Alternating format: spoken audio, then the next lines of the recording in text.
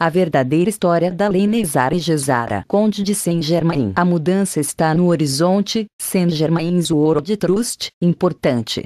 A história de como essa mudança irá ocorrer nos leva de volta à Inglaterra do Tudor. Houve um personagem enigmático com o nome de Saint-Germain.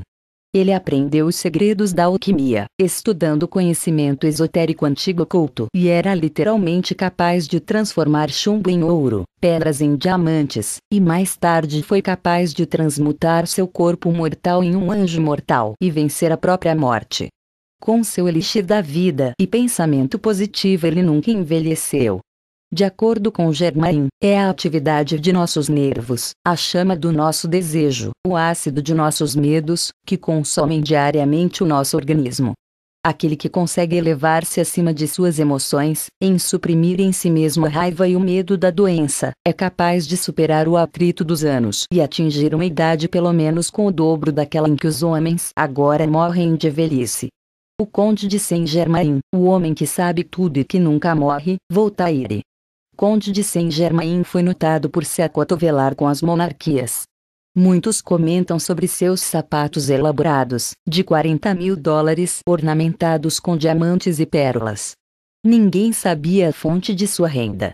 Depois, por volta de 1727, ele compartilhou o seu segredo, compartilhando técnicas com certos banqueiros alemães na esperança de que eles iriam usar o dinheiro para ajudar a humanidade. Usando suas técnicas, eles, juntamente com as monarquias, escolheram esbanjar o dinheiro para si. Até hoje, esses banqueiros continuaram a manter esse conhecimento em segredo. Eventualmente, Saint-Germain percebeu que o dinheiro nunca ia ser utilizado para fins de beneficência, pelo que ele o recuperou e em 1729 colocou em seu próprio World Trust. Na fundação de sua confiança foi estipulado que esse dinheiro seria lançado no ano de 2000. Por volta da virada do século, os filhos dos barões ladrões e dos banksters começaram a ver o erro na maldade de seus pais e o mau uso da riqueza. Essas 100 crianças eram conhecidas como visionários ricos. Juntos, eles investiram algum do dinheiro de suas famílias em programas financeiros secretos, a serem utilizados para fins humanitários. Os programas dos bancos permitiam que os investidores ricos obtivessem lucros insanos, saqueando os ativos e recursos de nações do terceiro mundo. Os lucros destes programas são totalmente astronômicos, com retornos mensais que podem ser superiores a 100.000 e 500.000. O nome programas de rolo vem de um método de dinheiro rolando repetidamente em curtos períodos de tempo. Ao final de cada ciclo de investimento, reinvestiam ou rolavam de acordo com o interesse, ganhando mais no próximo ciclo. No final dos anos 1990, os programas de rolo dos bancos finalmente cessaram. O dinheiro ganho desses programas rolo dos bancos tornou-se conhecido como os programas de prosperidade. Ao longo do tempo, os programas secretamente abriram para os pequenos investidores para que se pudesse investir tão pouco quanto $100 por um determinado tempo. Essas pequenas quantidades foram manipuladas por curadores, que recolheram o dinheiro e mantiveram registros, e os pequenos investimentos foram combinados com a grande quantidade, digamos, $1 milhão, que eram exigidos, a fim de se entrar em um rolo. A notícia desses programas espalhou de boca em boca e, especialmente, através de comerciantes multinível. Milhares de pessoas investiram e grande riqueza foi gerada, mas pouco, se alguma coisa, foi pago de volta para os investidores. Curadores como Clyde Odmik e Kadosky foram enviados para a prisão sob falsas acusações. Em seguida, corrupção, ganância e fraude se espalharam entre os banqueiros, o governo, e até mesmo alguns curadores que queriam roubar o dinheiro para si. Mesmo a família Bush tinha as mãos no pote. Usando softwares, eles poderiam transferir os fundos roubados sem serem rastreados. Muitos morreram por causa dessa riqueza, mas Deus tem um outro plano para a humanidade. Chegou o tempo para liberar esses fundos de prosperidade e os fundos de Saint-Germain, do World Trust. Este dinheiro será usado para comprar todas as empresas de petróleo, bancos, cartéis farmacêuticos, e zerar toda a dívida. 250 anos de juros compostos cresceram rapidamente e o World Trust tem um patrimônio líquido de mais de um quadrilhão de dólares, ou os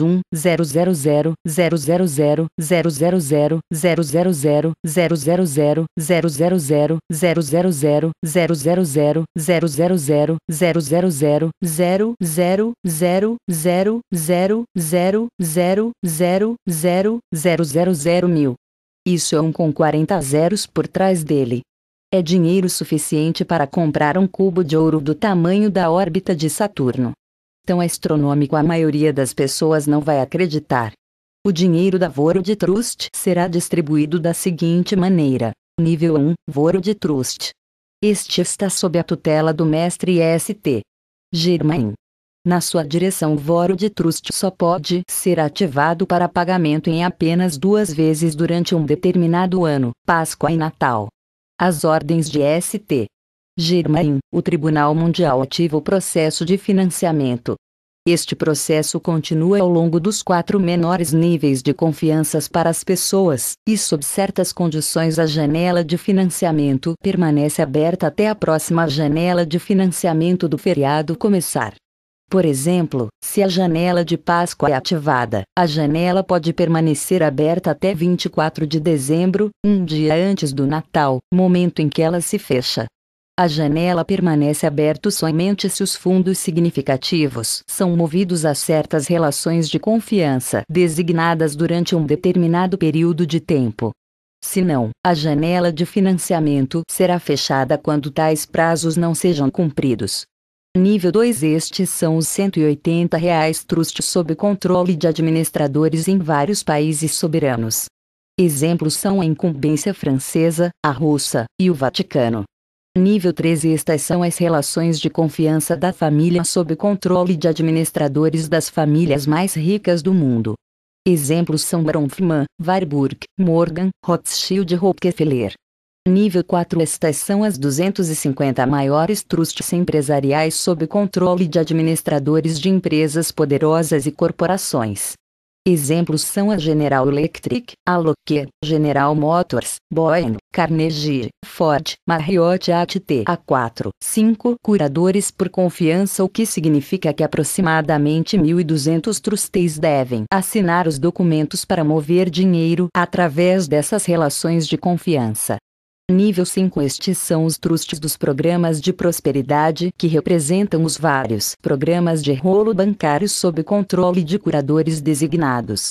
Novamente, existem 5 curadores por confiança ou cerca de 350 pessoas que deverão assinar documentos para ativar essas relações de confiança. Alguns exemplos incluem Bergevine, SBC, IT, Savage, Morgan, Omega e Liberdade. A maior confiança é a liberdade e deve ser financiada em primeiro lugar. São estas as confianças de que a riqueza dos iluminados crianças dos barões ladrões seja mantidas. Então, finalmente, os recursos serão liberados para o homem comum. Como os fundos passam por cada confiança, o administrador deve usar apenas determinados bancos seguros designados e assinar documentos com apenas alguns funcionários bancários designados nesses bancos. Caso este processo seja ativado e, em seguida, bloqueado pelos banqueiros fraudulentos, curadores fraudulentos, etc., e os prazos de financiamento para atingir certos trusts não forem cumpridos, a janela de financiamento é então fechada. Este é o problema de membros da família Bush que estão bloqueando a liberação destes fundos. Nezara. Mudança está no horizonte, e começa com Nezara. Há muita desinformação na internet quanto a esta lei. Fontes como Quatlows.com, que é uma fachada da CIA, Nezara.org, que é de propriedade da família Bush, a Zion Lodge 33, a NSA, Sherry Shriner, e vários canalizadores da internet, foram jorrando muita desinformação e confusão sobre o assunto diretamente da CIA em Langley. A informação sobre a Wikipedia ainda tem seus fatos errados. Wikipédia dá-lhe a história do direito Nezara de Harvey Barnard. Se você olhar de perto, verá que esta é lei de estabilização econômica nacional e lei de recuperação, que iria reformar a economia e substituir a renda com um imposto de vendas nacional. Esta lei foi rejeitada pelo Congresso na década de 1990. No entanto, há uma outra lei NESARA nos livros. Esta NESARA significa a Segurança Econômica Nacional Lei de Reforma. É a mais inovadora reforma para limpar, não só este país, mas todo o planeta, de toda a sua história. O ato acaba com o Banco da Reserva Federal, a Receita Federal, o governo secreto, e muito mais. História da NESARA. Para entender as origens da NESARA, devemos voltar para os primeiros anos da República Americana. Desde que a Inglaterra perdeu a joia mais valorizada, as colônias americanas, a coroa real estava à procura de maneiras de tomar de volta o que já foi deles. Os pioneiros da nossa nova república sabiam da ameaça que enfrentava a jovem nação. Para garantir a sua sobrevivência, a alteração da nobreza foi passada para impedir que qualquer um que tivesse lealdade à coroa ocupasse cargos públicos. A 13ª emenda foi aprovada pela Câmara dos Deputados e pelo Congresso em 1810. Foi ratificada por todos os estados necessários em lei em 12 de março de 1819. Ela diz o seguinte: 13ª emenda. Se qualquer cidadão dos Estados-membros aceitar, reclamar, receber ou manter qualquer título de nobreza ou honra sem o consentimento do Congresso, ou aceitar e reter a qualquer momento pensão, escritório ou emolumento de qualquer tipo que seja, de qualquer imperador, rei, príncipe ou potência estrangeira, essa pessoa deixará de ser um cidadão dos Estados Unidos, e será incapaz de realizar qualquer cargo de confiança ou lucro sob eles, ou qualquer um deles. Esta alteração era inaceitável para a coroa britânica, porque isso seria, essencialmente, corte de toda a intromissão nos assuntos do governo da nova república. Também significaria que qualquer um que fosse membro da Associação Bar Advogados não seria autorizado a ocupar cargos públicos. Lembre-se que a Bar é o órgão que concede o registro britânico. Esta alteração está tecnicamente ainda em vigor hoje, portanto, todas as leis que foram feitas por advogados permanecem inconstitucionais, pois eles não são considerados cidadãos dos Estados Unidos. É por isso que a Inglaterra lutou em uma guerra com a gente em 1812.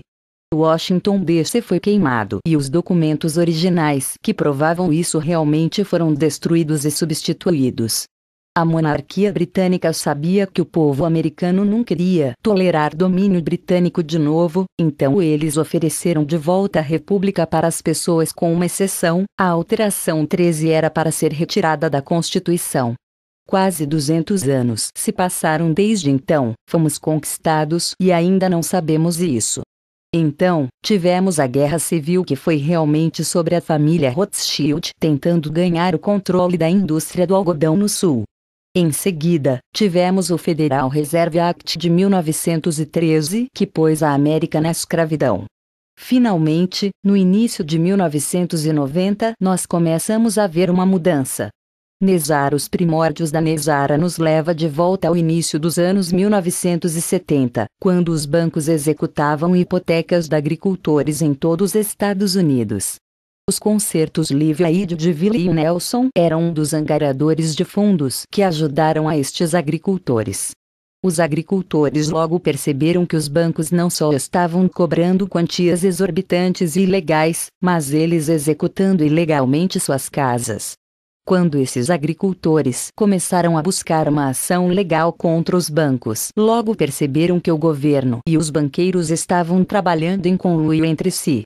Assim, no início de 1990, eles procuraram a ajuda da União dos Agricultores e fizeram uma pesquisa aprofundada sobre todas as atividades ilegais dos. Uma série de ações judiciais foram instauradas contra os bancos e governo. Mais de 336 mil ações foram movidas por fraude contra o governo federal dos Estados Unidos, com uma média de 20 milhões de dólares por sinistro. Isso equivale a 6,6 trilhões de dólares. Em retaliação, os bancos e o governo enviaram IRS contra os agricultores. Quando os agricultores perceberam que estavam sendo injustamente alvos do IRS, começaram a procurar maneiras de lutar. Eles pediram a ajuda de generais militares, como o general Reiswazinger, para sentar-se na sala do tribunal e garantir que os juízes subornados votariam de acordo com a lei constitucional. Estes processos judiciais tramitaram em várias cortes estaduais e federais de 1970 até a década de 1990. Então, em 1992, 1993, os agricultores recorreram seu caso ao Supremo Tribunal dos Estados Unidos. Quase por unanimidade, os juízes da Suprema Corte dos Estados Unidos decidiram que as alegações da União dos Agricultores eram válidas e que o governo federal dos Estados Unidos e os bancos tinham defraudado a sério os agricultores e todos os cidadãos norte-americanos, em vastas somas de dinheiro e bens.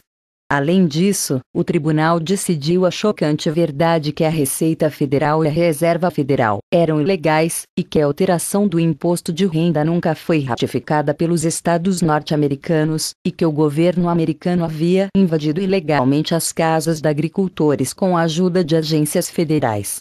Prova irrefutável de tal foi apresentada por um agente aposentado da CIA. Ele prestou depoimento e registros da atividade ilegal dos bancos, para liberar mais uma prova de que as alegações da União de Agricultores eram legítimas. Os ministros reconheceram que para remediar esta situação, reformas maciças seriam necessárias. Agora, quando as decisões são tomadas pelo Supremo Tribunal dos Estados Unidos, um ou mais juízes são designados para monitorar o progresso sobre a forma como as decisões são realizadas. Neste caso, 5 juízes foram designados por um comitê para desenvolver medidas que implementassem reformas necessárias do governo e bancárias. Para desenvolver as reformas necessárias, os juízes contaram com a ajuda de especialistas em economia, sistemas monetários, bancários, o governo constitucional e de direito, e muitas outras áreas afins. Os ministros construíram coalizões de apoio e assistência a milhares de pessoas em todo o mundo. Estas milhares de pessoas que trabalham para nos trazer Nezara foram nomeadas Cavaleiros Brancos. Este termo Cavaleiros Brancos foi emprestado do mundo hostil dos grandes negócios e aquisições. Refere-se à forma como uma empresa vulnerável é resgatada de uma aquisição hostil por um cavaleiro branco, corporação ou pessoa rica. Este termo é um termo mais preciso para esses cavaleiros brancos que estão trabalhando nos bastidores para parar a loucura. Após o julgamento, o chamado processo de danos foi renomeado para Banco de Reclamações. De 1993 a 1996, os cidadãos dos Estados Unidos arquivaram o Banco de Reclamações contra os bancos e o governo federal através do Departamento do Tesouro dos Estados Unidos para obter o pagamento dos danos, tal como especificado pela Suprema Corte dos Estados Unidos. Este processo foi fechado em 1996. Devido às alterações de quebra de terra necessárias, extremamente rigorosa a ordem de mordaça foi colocada em todos os diretamente envolvidos e os registros de casos do tribunal. Qualquer um que quebrasse esta ordem de mordaça iria receber a pena de morte. Além disso, todos os registros do tribunal foram lacrados até depois de todas as reformas serem concluídas.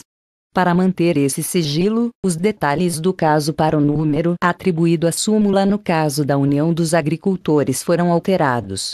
Como resultado, fazer uma pesquisa para este caso vai deixar de refletir as informações corretas até depois que as reformas se tornarem públicas.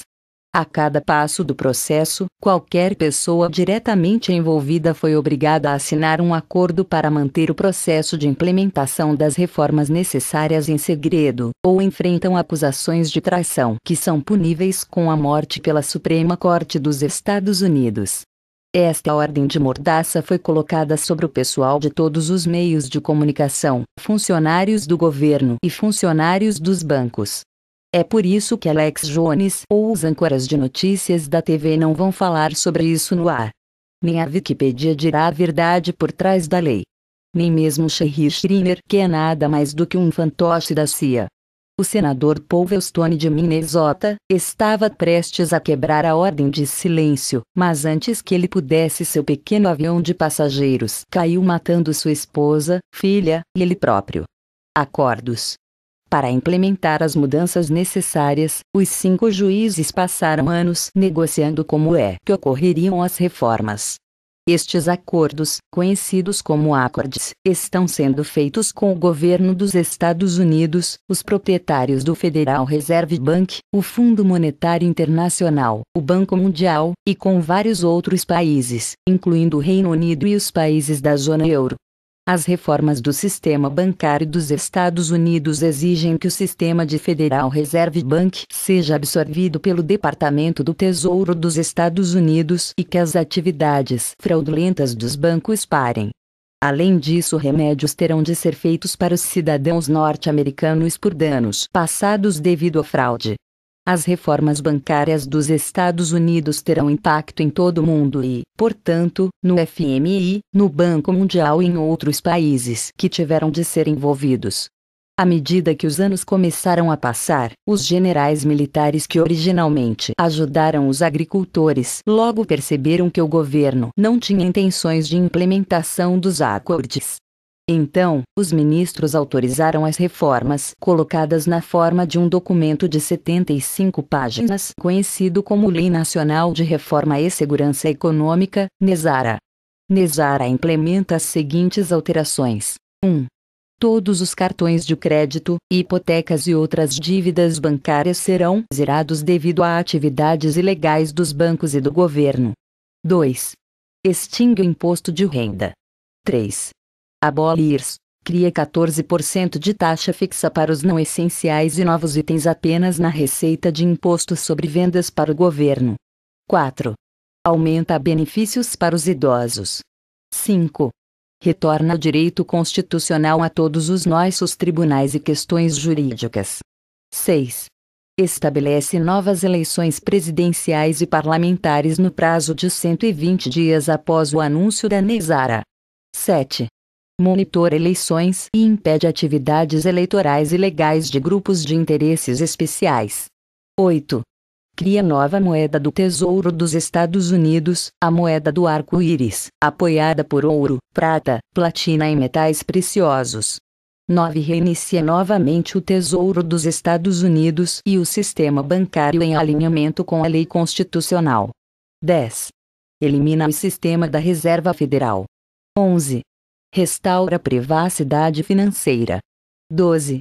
Retrai todos os juízes e advogados em direito constitucional. 13. Cessa todas as ações militares agressivas do governo dos Estados Unidos em todo o mundo. 14. Estabelece a paz em todo o mundo. 15. Inicia a primeira fase de distribuição mundial de grande riqueza que vem acumulando por muitas décadas. Todos os cidadãos americanos com idade superior a 21 receberão os 100 mil por mês durante 11 anos. A lei exige que os agricultores sejam pagos antes que o público em geral receba os fundos. Lembre-se, esses fundos virão do Trust Nível 5, dos programas de rolo dos bancos. 16. Lançamentos de enormes somas de dinheiro para fins humanitários. 17. Permite o lançamento de novas tecnologias, tais como projetos de energia grátis, poluição, limpeza e máquinas de cura sonoras. Esta lei foi aprovada secretamente em 09 de março de 2000 pelo Congresso. Foi votada por 7 membros do Congresso, os únicos constitucionalmente autorizados a exercer o cargo. Isso ocorre porque a alteração da nobreza impede que qualquer pessoa com laços com a coroa no exercício de funções. Além disso, NESARA exige que todos os congressistas demitam-se imediatamente, assim que todos os membros corruptos do Congresso se recusarem a votar. Desde seu início, Bush Sr., o Congresso Falso, grandes casas bancárias, e o Grupo Carlyle se oporam ao NESARA. O sigilo foi mantido através da revisão do registro do Congresso Oficial. Os detalhes do projeto de lei para a NESARA foram revistos para refletir uma moeda comemorativa e revisada novamente mais recentemente. Os nossos membros do Congresso não nos dizem nada disso, porque eles foram ordenados pelos juízes da Suprema Corte dos Estados Unidos para negar a existência de NESARA ou enfrentar acusações de traição puníveis com a morte. Alguns membros do Congresso, na verdade, foram acusados de obstrução e ameaçados com acusações de traição. Portanto, todos os membros do Congresso fingem que NESARA não foi aprovada, a fim de dar cumprimento à ordem de mordaça da Justiça. Isso porque não há registros do Congresso públicas.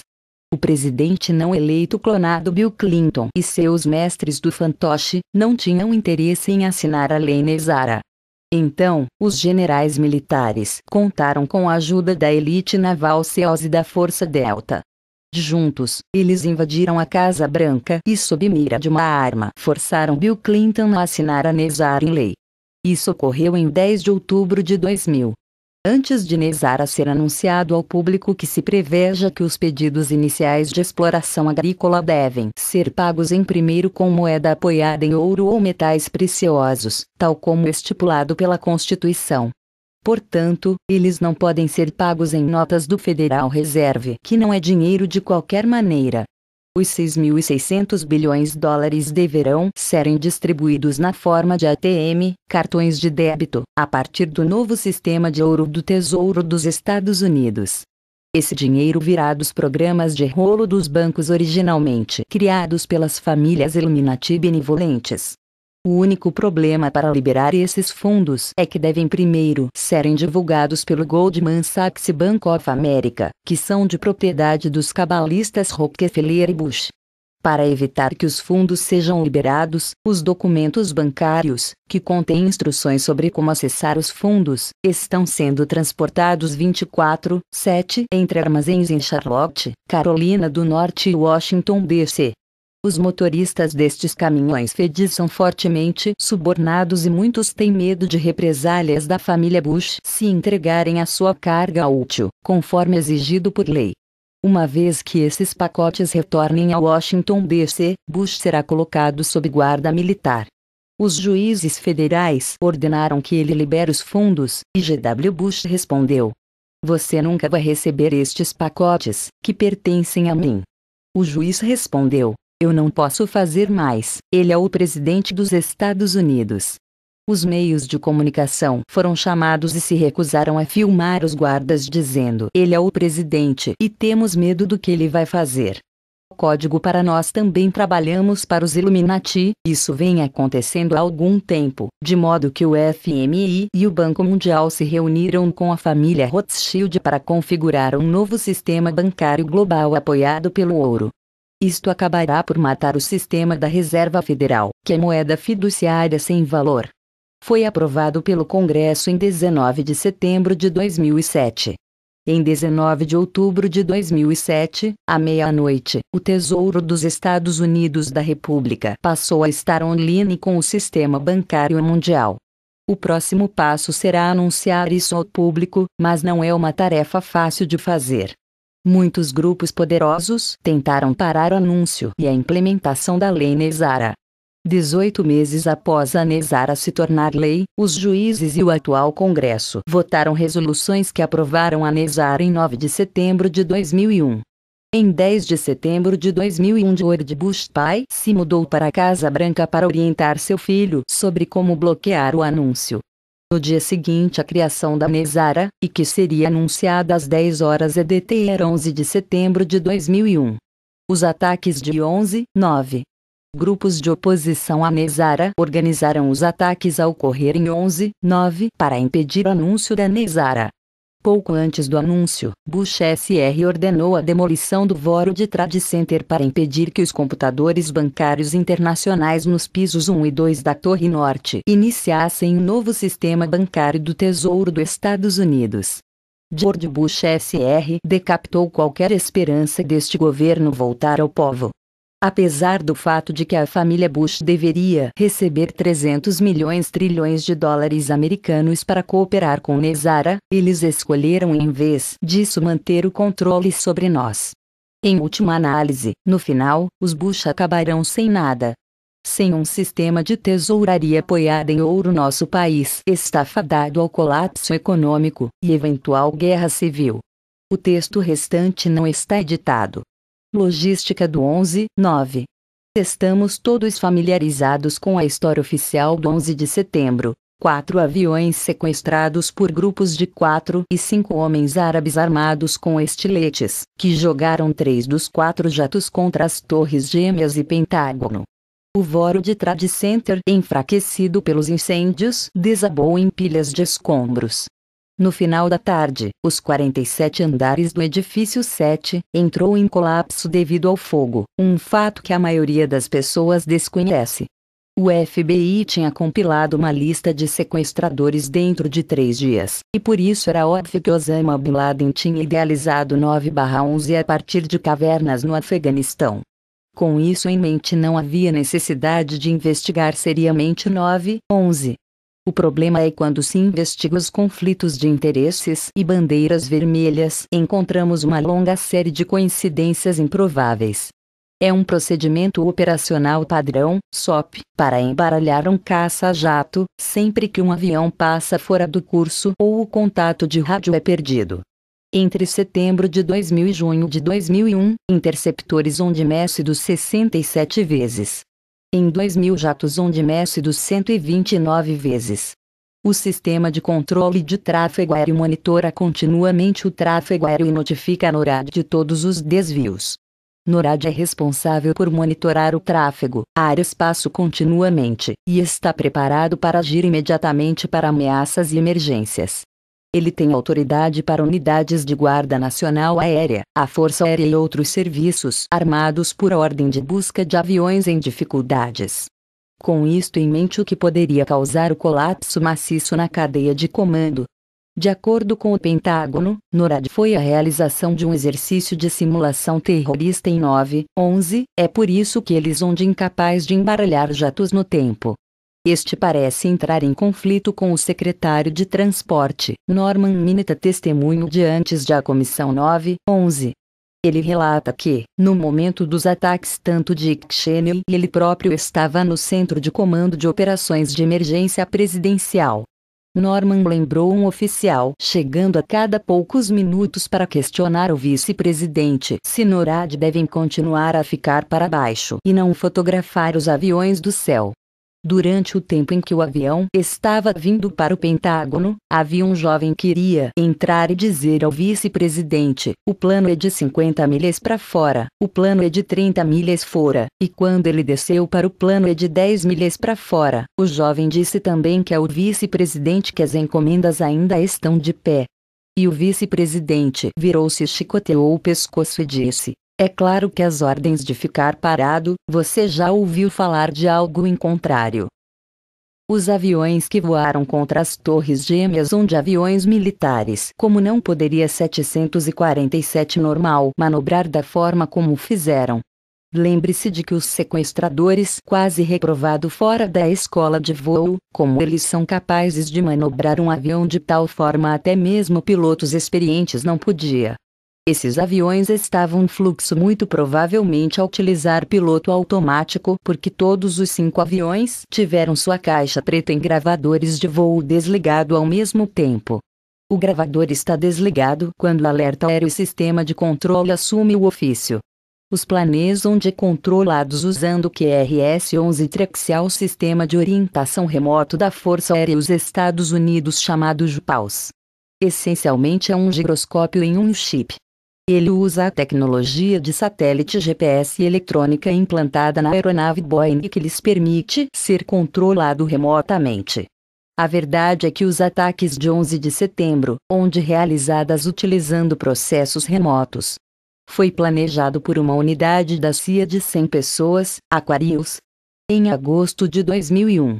Este grupo realizou os ataques e encenou as chamadas de telefone celular. Pretendia ser de passageiros nas companhias aéreas comerciais usando a tecnologia de representação e voz, outras tecnologias remotas. Esse mesmo grupo também criou a história conspiração de 19 sequestradores árabes, muitos dos quais onde morto ou na prisão no Oriente Médio. Como para os passageiros das companhias aéreas em 9/11, eles onde provavelmente gaseados a bordo de seu avião e, em seguida, enviados para um ou outra instalação de Amtrak em Kansas City, Kansas, ou um crematório FEMA em Terra Alta, Reed, para ser incinerado. Explosões no WTC oficial, Instituto Nacional de Padrões e Tecnologia, do NIST. Investigação é frequentemente citado como prova a teoria de que os aviões e os incêndios causaram o colapso. No entanto, o relatório não menciona como os edifícios podem entrar em colapso devido ao fogo sem um precedente histórico de qualquer arranha-céus de aço moldado em colapso diferente de uma demolição controlada.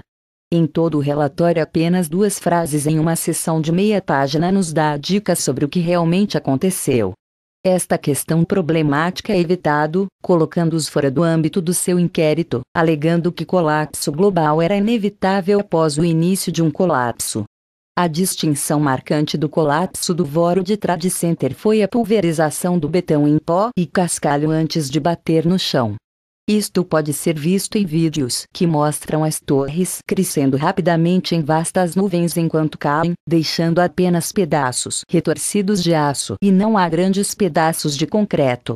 Enquanto o edifício está em colapso, você pode ver baforadas de fumaça explodindo cada andar para fora em uma demolição cronometrado. Essas nuvens de fumaça são chamados sprites, que explodirá 10 a 15 andares abaixo dos escombros como o edifício desmorona. Isto sugeriria que os detonadores e um conjunto de circuito programado para explodir de uma forma controlada. Isso também explica por que o prédio desabou em uma queda livre. Uma queda livre sem obstáculos, usando a física newtoniana, seria 6 segundos. A lógica ditaria que o prédio desabou os pisos abaixo reduziria a velocidade, no entanto, do World Trade Center entrou em colapso em 7 segundos. Tudo isso faz sentido, especialmente quando você considera o testemunho dos bombeiros. Eles relataram ter ouvido bombas saindo, mas a mídia ignorou seu testemunho. Mesmo Columbia Observatory registrados explosões minutos sobre o seu sismógrafo, momentos antes do colapso. William Rodrigues, que trabalhou como zelador, relatou explosões ouvir no porão apenas momentos antes do avião colidir em centro de comércio do mundo. Hillary Clinton prometeu-lhe uma posição elevada no seu governo, se ele permaneceu em silêncio sobre isso. Em vez disso, ele se recusou. Ainda hoje os média continuam a ignorar e distorcer o seu testemunho. Antes de 11/09, nenhum edifício de aço já entrou em colapso devido ao fogo.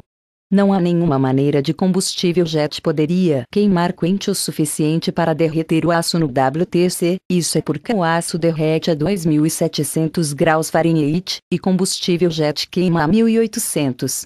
Mesmo se as vigas afivelou, ele não iria levá-los a derreter com a proteção à prova de fogo.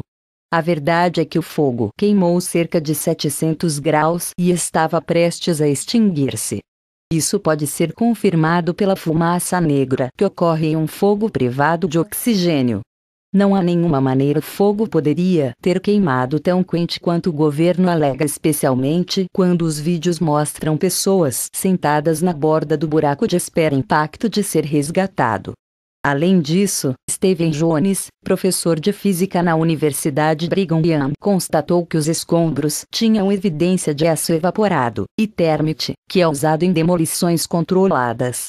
A fim de se evaporar de aço, uma vez que exigiria temperaturas superiores a 5.000 graus centígrados. Mesmo 3 semanas após o comércio mundial entrou em colapso, suas áreas onde ainda há escombros onde os bombeiros tão quente não poderia chegar perto dela. Talvez isso explique por que o governo estava tão ansioso para enviar toda a evidência, quero dizer rublo, para a China e Coreia do Sul. Esta foi a cena do crime, e removendo as provas que o governo violou as leis da cena do crime. Curiosamente, a empresa que foi dada a tarefa de fazer isso não era outro senão Controlled Demolition Inc. Sua coisa engraçada que você sabe com tudo isso calor. Como é que os passaportes do terrorista que ligava a Al-Qaeda para os de ataques não conseguiram queimar no inferno como reivindicado pelo governo? Então agora a questão é como é que esses explosivos entraram no edifício sem que ninguém perceba isso? No fim de semana de 9, 8 e 9/9 houve um desligamento à condição na Torre Sul. Por 36 horas não havia alimentação elétrica a partir dos 50 andares acima. Isto significaria que não haveria câmeras de segurança, fechaduras de segurança nas portas. Trabalhadores de manutenção relatou ter visto engenheiros que entram e saem do edifício, e ao som de objetos pesados movendo-se em pisos que onde deveriam estar desocupado. Mesmo mais vermelho bandeiras são levantadas quando se considera o fato de que cães farejadores de bombas patrulhas onde pararam em 6 de setembro de 2001. Então, quem permitiu que isto acontecesse? Securacom, mais tarde renomeada Stratesec, foi o responsável pela segurança do complexo WTC. Marvin Bush, o irmão de GW, estava no conselho de administração. Não é estranho que ele nunca foi investigado, especialmente considerando Securacom também foi encarregado de segurança para a United Airlines e Aeroporto Internacional de Dulles, o mesmo lugar onde os sequestradores embarcaram relatados a aviões. Edifício 7 foi o terceiro edifício a entrar em colapso em 9/11, segundo o governo. Incêndios nivelado do edifício. O único problema com isto é, os incêndios nunca dirigiam um arranha-céus de aço antes.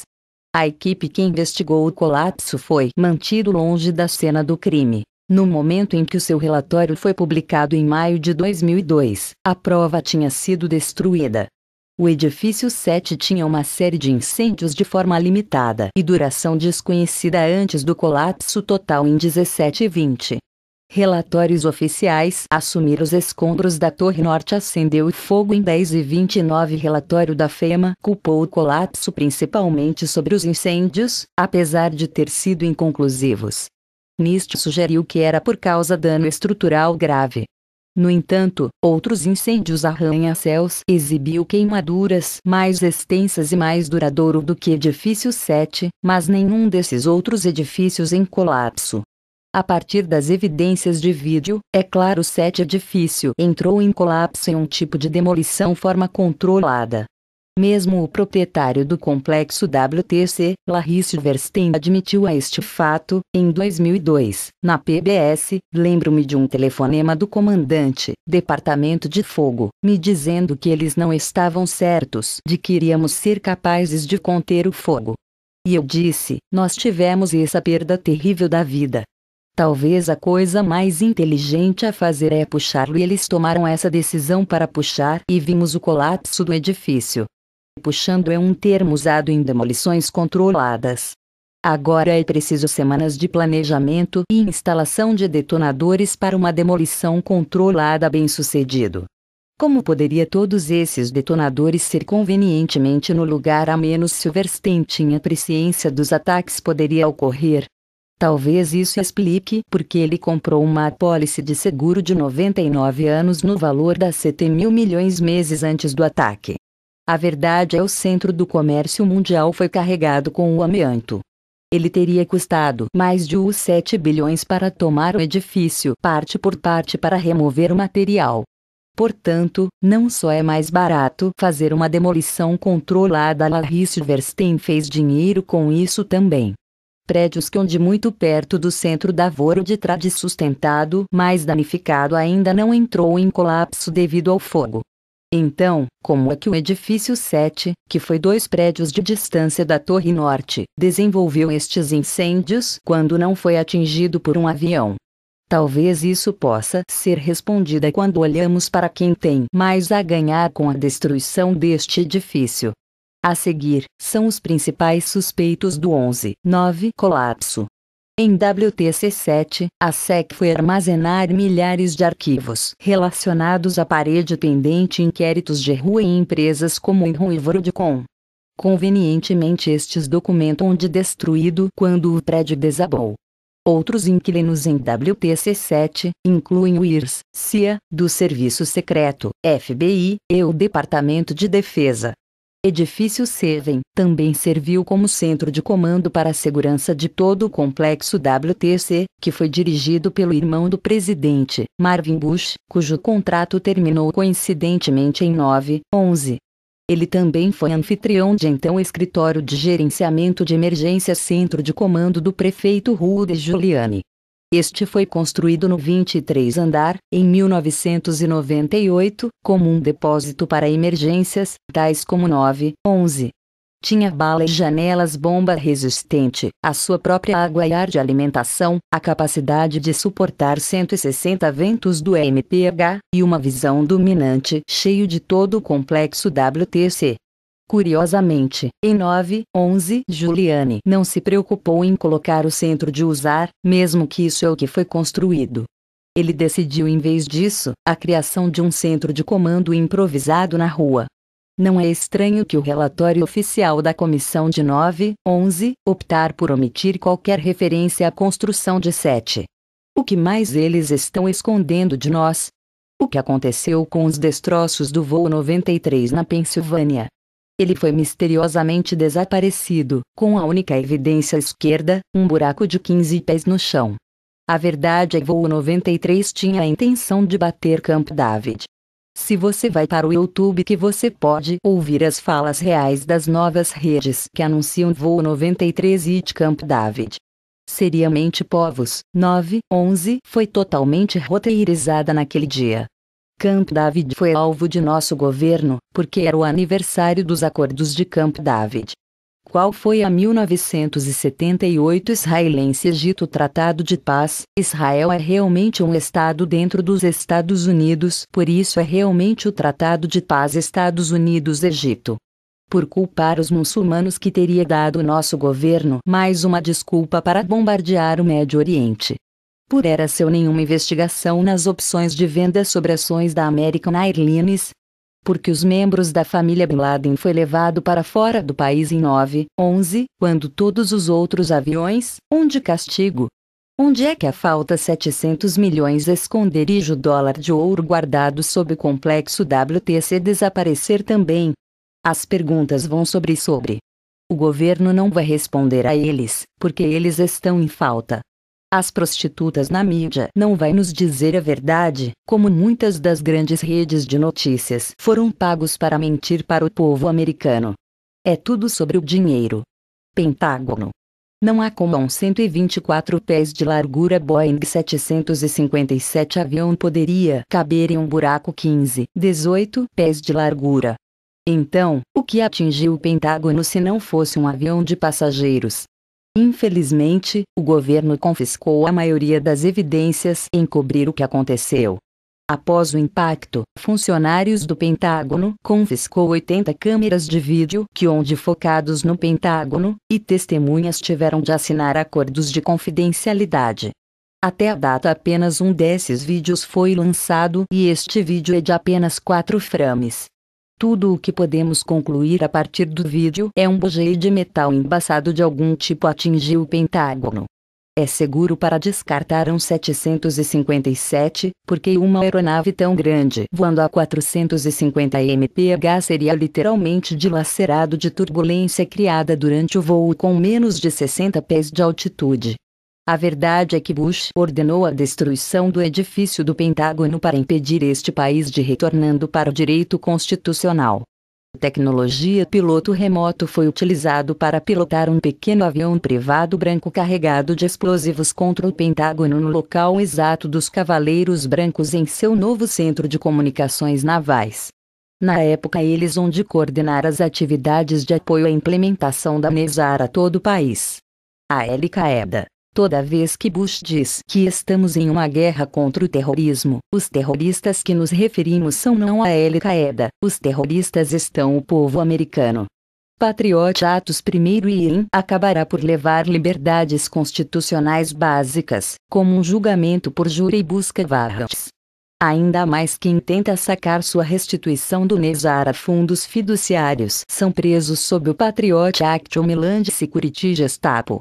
Quando se toma um olhar mais atento sobre os memorandos secretos e ordens executivas, a intenção da elite é clara. Estamos agora vivendo em um estado policial, assim como nossos líderes nazistas, sempre planejado para nós. Aquele que negocia liberdade por segurança, não merece nem vai perder tanto é Thomas Jefferson. A família Bush e a família Bin Laden são de fato melhores amigos. Eles onde ambos os parceiros de negócios na Arábia Petróleo e membros do grupo Carlyle. De acordo com Patrick Belringer, a família Bush estava protegendo Bin Laden. Ele xadrezes na clínica Mayo, em Rochester, MM antes de 11 de setembro de 2001 em busca de tratamento médico para seus problemas renais. O hospital deu a ele e a sua família um piso para si mesmos para a privacidade. Mais tarde, ele morreu em 26 de dezembro de 2001 a partir de renal, falha e complicação pulmonar. A grande mentira do governo dos Estados Unidos é manter as pessoas que acreditam a terroristas lá fora para nos pegar. É difícil ter uma guerra contra o terrorismo, se não há terroristas. Além disso, os meios de comunicação se recusam a investigar como um moribundo pode sobreviver em uma máquina de diálise em cavernas remotas do Paquistão durante mais de 6 anos. Quando você analisa as imagens de vídeo, os dados sísmicos e relatos de testemunhas, teoria da conspiração do governo simplesmente não faz sentido. Esta história de ficção de Bush tem dado uma desculpa para enviar o exército dos Estados Unidos para o Afeganistão, o Iraque e criar Patriot Act primeiro e... Agora você sabe por que em 9/11, de Bush Jr. sentou-se em uma sala de aula lendo um livro infantil sobre um bode de estimação por 7 minutos, como se essa tragédia cósmica épica não era grande coisa. Agora o nosso país continua em guerra e os meios de comunicação encobrem a quantidade de sacos para cadáveres saindo do Iraque. Também não relatar a verdadeira morte totaliza em 9/11. A contagem real de morte é 30.700. Ninguém questiona os insanamente pequenos números apresentados pelo governo, porque Nova York é um lugar espaçoso. Pessoas que perderam entes queridos não fazer contato com outras pessoas que morreram em 11/09. Então, eles não têm nenhuma maneira de saber quantos realmente morreram, especialmente quando seu governo se encontra eles. Os seguintes totais de morte vêm do Pleiadian comandante-em-chefe Atom, mais sobre quem ele é mais tarde.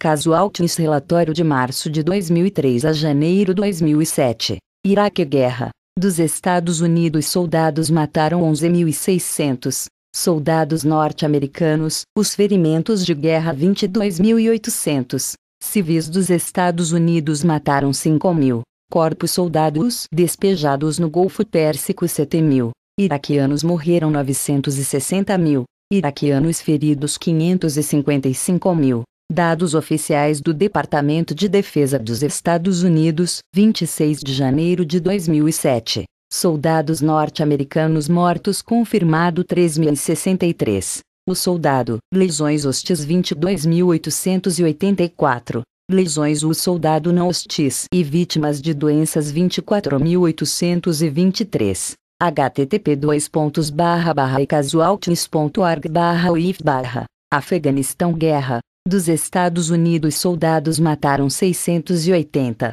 Estados Unidos soldados, 660 ferimentos de guerra. Afegãos mataram 36.000. Afegãos lesões 67.400. Dados oficiais do Departamento de Defesa dos Estados Unidos. Estados Unidos soldados mortes oficiais 494 http://projects.washingtonpost.com/falem/afeganistan/page 4/11/09 Voro de Torre de desastre. Pessoas mortos naquele dia 30,700.